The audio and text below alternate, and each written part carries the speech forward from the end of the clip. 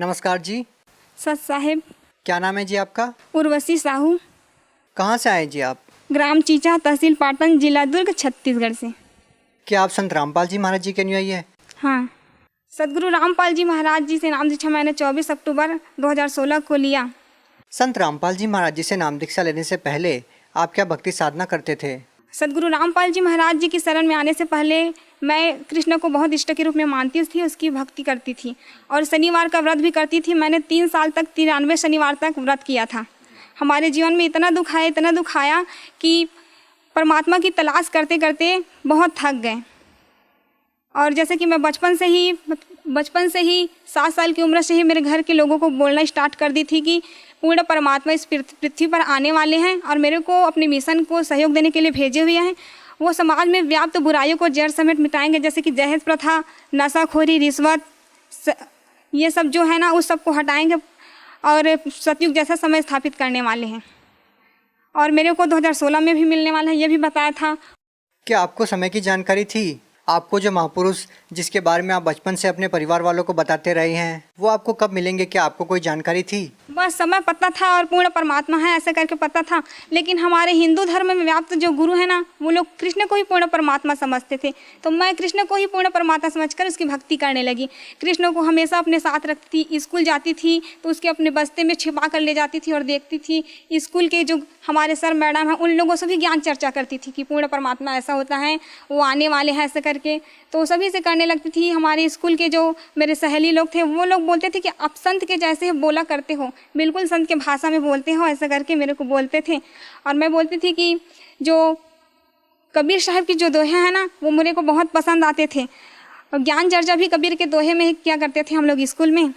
गायत्री मंत्र है वो भी जाप करती थी, रामायण का पाठ करती थी, गीता का। बचपन से ही बहुत पूजा पाठ करती थी सभी देव देवताओं की। आप संत रामपाल जी महाराज जी की शरण में कैसे आई? वो क्या है, संत रामपाल जी महाराज जी की शरण में सबसे पहले जब मेरा कॉलेज में एडमिशन नहीं हो रहा था तो मैं बहुत दुखी थी। उसके बाद कॉलेज से आई और वो साल मेरे से कम परसेंट वाले को दिए थे फॉर्म, लेकिन मेरे को नहीं दे रहे थे। तभी मैंने सोचा कि ये पूर्ण परमात्मा हो ही नहीं सकते कृष्ण। अगर पूर्ण परमात्मा होते तो मेरे साथ ये नहीं होता। बहुत हमारे जीवन में बहुत दुख आया, बहुत रोए हम लोग बहुत। जैसे कि मैं कोई अगर मार्ग में चलती थी तो दूसरे जो चले हैं तो उसी मार्ग में कुछ नहीं रहता था, और अगर मैं चली जाती थी उसी मार्ग में तो बहुत काटा सा हो जाता था। तो मैं जस्ट आई कॉलेज से, उसके बाद दोपहर को सो गई, थोड़ा सा नींद आया। उसके बाद सदगुरु रामपाल जी महाराज जी मेरे सपने में आए और वो साधारण वेशभूषा में थे। और संत तो वो सब पाखंड के जैसे कि जटा, 90 नाखून और बाल बढ़ाए, दाढ़ी लंबी, वो सब थे। लेकिन संत रामपाल जी महाराज जी के ऐसे नहीं थे। तो मैं बोली मेरी मम्मी को बोली कि मम्मी एक आए थे एक संत, लेकिन वो बोल रहे थे मेरे को कि आपका एडमिशन हो जाएगा बेटा, आप चिंता मत करना। लेकिन मैं जानती भी नहीं थी वो संत है। लेकिन आत्मा जो है परमात्मा को पहचान लेती थी, लेकिन मेरी आत्मा ने पहचान लिया कि वो संत ही हैं। उसके बाद मेरी मौसी थी एक, तो वो बोली कि मेरे गुरु जी हैं संत रामपाल जी महाराज जी, आप भी उससे नाम दीक्षा ले लो। तो मैं बोली कि वो आपके गुरु नहीं है, वो तो मेरे भी गुरु हैं, वो तो उससे भी मैं भी नाम दीक्षा लूँगी ऐसे करके। और जीवन से बहुत हार चुकी थी। तो संत रामपाल, तब तक तो आपको नाम पता ही नहीं था जब आपकी मौसी जी ने आपको बताया कि मेरे गुरुजी संत रामपाल जी महाराज हैं। लेकिन तब तक तो आप जानते ही नहीं थे कि ये संत रामपाल जी महाराज जी हैं। तो आपने अपनी मौसी जी से ये कैसे कहा कि ये मेरे भी गुरु हैं? वो क्या है ना कि आत्मा परमात्मा को पहचान सकते हैं, इसी प्रकार मेरी आत्मा ने भी गवाही दिया। तभी मैंने कहा कि ये भी मेरे गुरुदेव हैं। उसके बाद मैंने संत रामपाल जी महाराज जी से नाम दीक्षा लिया। देखिए, जो भी श्रद्धालु संत रामपाल जी महाराज जी से नाम दीक्षा लेता है तो उसको आध्यात्मिक लाभ होते हैं, भौतिक लाभ होते हैं, शारीरिक लाभ होते हैं। आपसे जानना चाहेंगे कि संत रामपाल जी महाराज जी से नाम दीक्षा लेने के बाद आपके जीवन में क्या बदलाव आया, आपको क्या लाभ हुआ? सबसे पहले मेरे को लाभ तो आध्यात्मिक हुआ। मैंने एक दिन परमात्मा से कहा था कि गुरुजी मेरे को इस लोक में रहना नहीं है, मेरे को सतलोक जाना है, मुझे नहीं रहना परमात्मा। तो गुरुजी एक दिन आए सदगुरु रामपाल जी महाराज जी और बोले कि बेटा आपको मैं आज रात को सतलोक ले जाऊंगा ऐसे करके। उसके बाद संत रामपाल जी महाराज जी आए, मेरे हाथ पकड़कर बोले कि चलो जाएंगे सतलोक ऐसे करके, अपनी मम्मी को बता देना बेटा ऐसे करके बोले। तो मम्मी को जस्ट मैं बताई कि मम्मी मैं सतलोक जाने वाली हूँ, आप डरना मत, मेरे को कुछ नहीं होगा, सदगुरु रामपाल जी महाराज जी मेरे साथ है ऐसे करके। क्या उस टाइम पे आपके माता पिता ने या आपके घर वालों ने संत रामपाल जी महाराज जी से नाम दीक्षा ले रखी थी? जी हाँ, संत रामपाल जी महाराज जी से मेरे परिवार वालों ने, मेरी मम्मी ने भी नामदान लिया था। उसके बाद क्या होता है?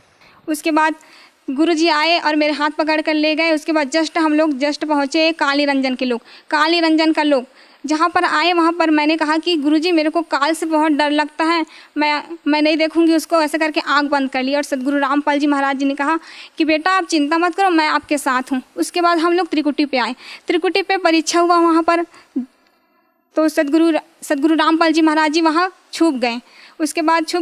उसके बाद जो बहुत सारे देवी देवता हैं ना, अपने अपने लोगों का प्रलोभन लेकर मेरे पास आए। बहुत बाजार जैसा था वहाँ पर, बहुत सारे प्रलोभन दे रहे थे मेरे को कि आपको ये पद दूंगा ऐसा करके। लेकिन मैंने कहा कि नहीं, मेरे को कुछ भी नहीं चाहिए। बहुत रोई, मैं बहुत रोई, नहीं मेरे को नहीं चाहिए, मेरे को तो पूर्ण परमात्मा चाहिए, मेरे सदगुरु रामपाल जी महाराज जी चाहिए।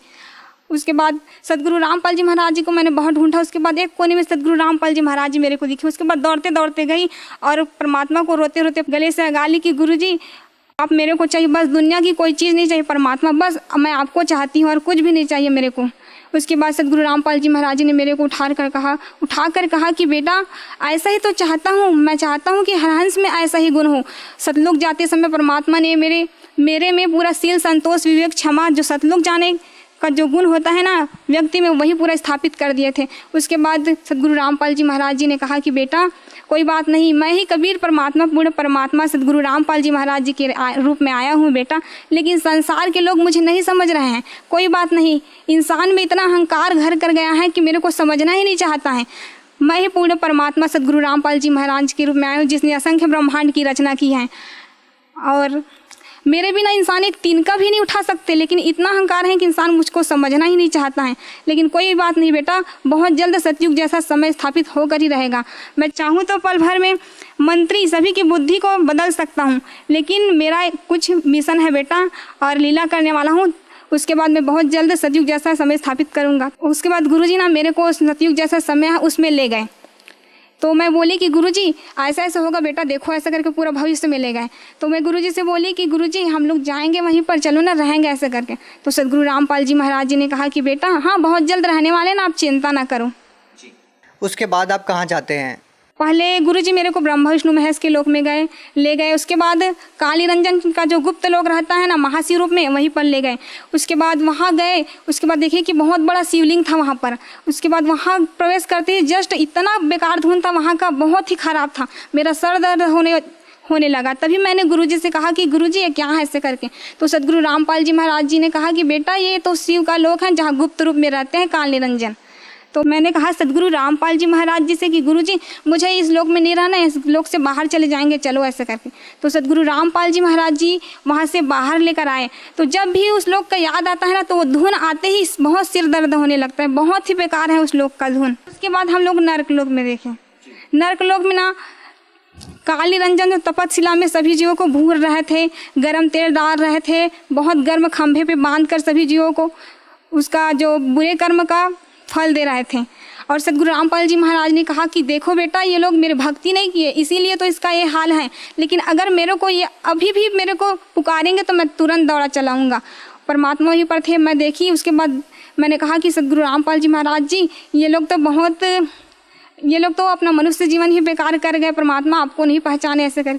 तो परमात्मा बोले कि कोई बात नहीं बेटा, धीरे धीरे सभी समझ जाएंगे मेरे को ऐसे करके।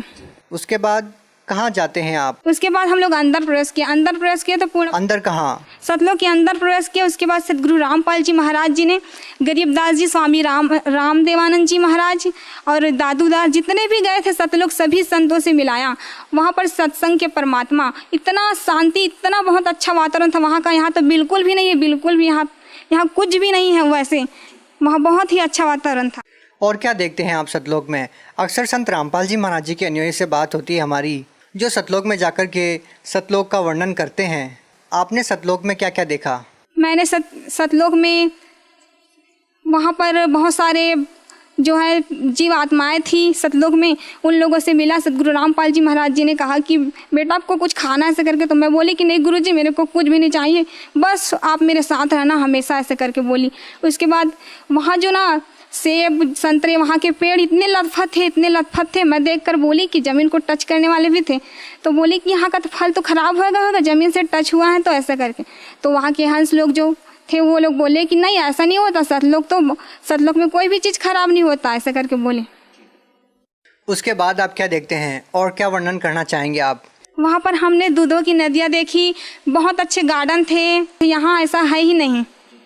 अच्छा देखिए, हम इस संसार में देखते हैं कि बहुत सारे जीव जंतु हैं जो तड़प रहे हैं, बहुत सारी ऐसी चीज़ें देखते हैं, आपसी लड़ाई देखते हैं, आपसी राग द्वेष देखते हैं, किसी की बड़ी बिल्डिंग देखते हैं, किसी की छोटी बिल्डिंग देखते हैं। इस प्रकार की बातें भी क्या आपको सतलोक में देखने को मिली? नहीं, ऐसा नहीं, वहाँ सभी समान दृष्टिकोण से हैं। देखिए, आपने अपनी माता जी को बताया कि संत रामपाल जी महाराज मुझे सतलोक लेके जाएंगे, आप चिंता मत करना। कितने दिन तक आप इन लोगों की सैर करते रहते हैं और कब आप अपने शरीर में आते हैं? इसके दौरान भी आपने कुछ देखा हो तो आप हमें बताइए।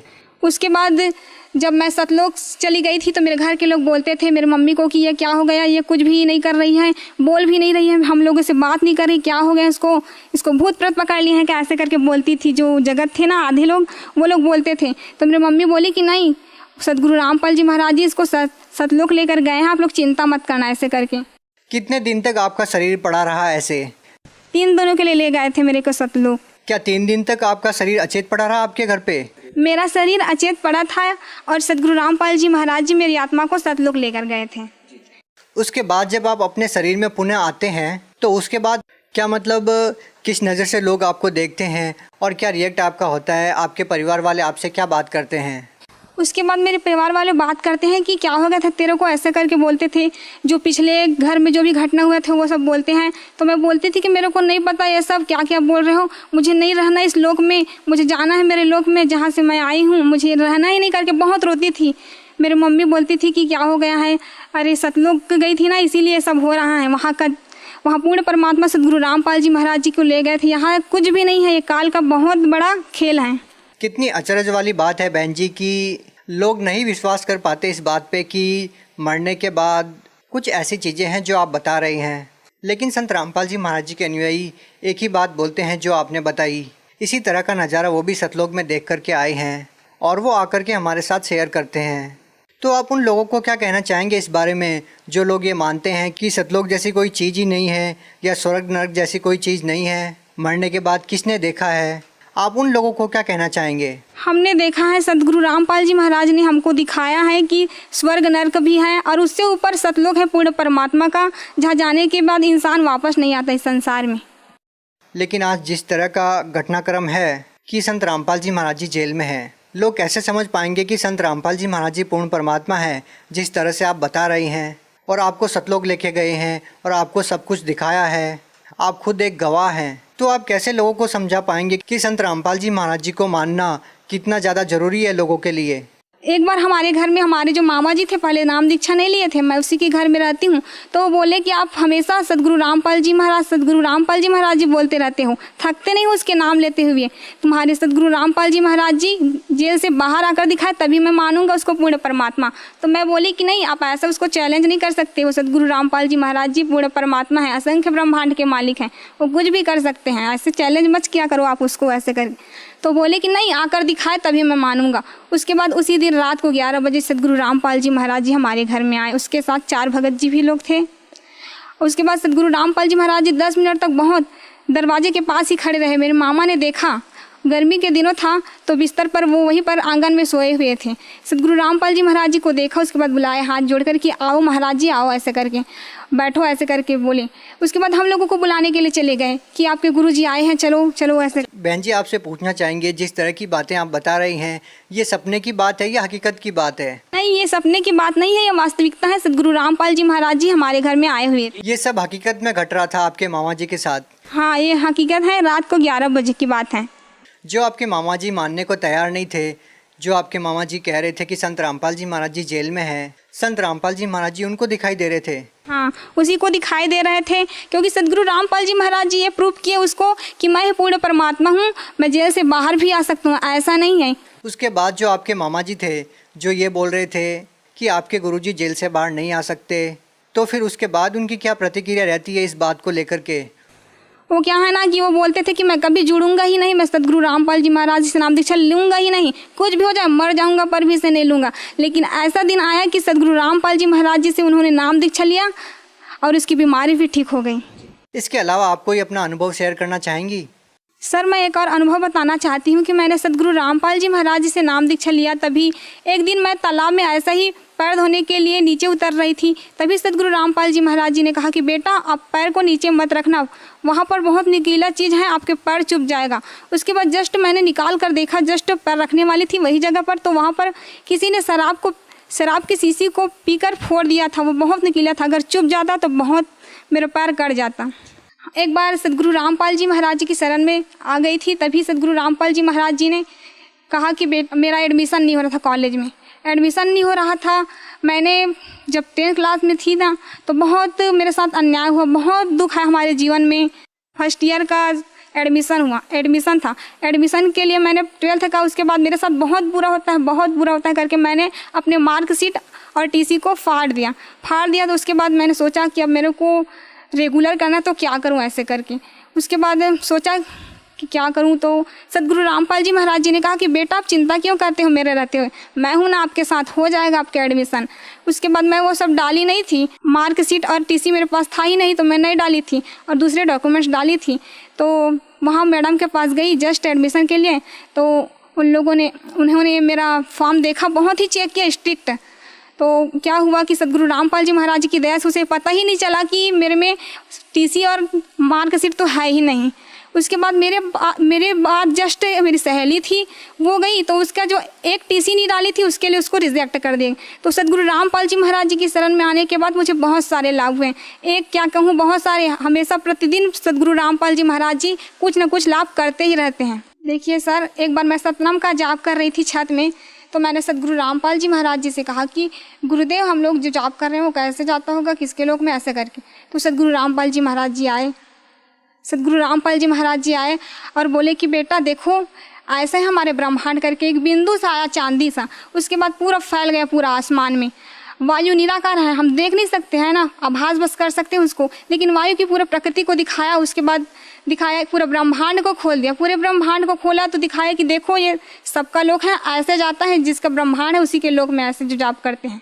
बहन जी, भगत समाज को क्या संदेश देना चाहते हैं? संदेश तो मैं कुछ दे नहीं सकती, बस प्रार्थना यही है कि सभी भगत समाज से सद्गुरु रामपाल जी महाराज जी के रूप में कबीर परमात्मा आए हुए हैं। सद्गुरु रामपाल जी महाराज जी ही विश्व में शास्त्र अनुकूल साधना बता रहे हैं, जिससे हमारा कंप्लीट मोक्ष होगा। अतः सद्गुरु रामपाल जी महाराज जी से नाम दीक्षा लेकर अपना जन्म मरण का दीर्घ रोग कटवाएं। मैंने बहुत सारी चीज़ें देखी हैं जो मरने के बाद भक्तों के साथ और जगत सभी के साथ होने वाला। अतः आप सद्गुरु रामपाल जी महाराज जी से नाम दीक्षा लेंगे, तभी आपका ये जन्म मरण का जो दीर्घ रोग है वो कटेगा। मेरा जगत के सभी भाई बहनों से निवेदन है कि सद्गुरु रामपाल जी महाराज जी से नाम दीक्षा लेकर अपना जीवन सफल करें। जी धन्यवाद। सत्साई।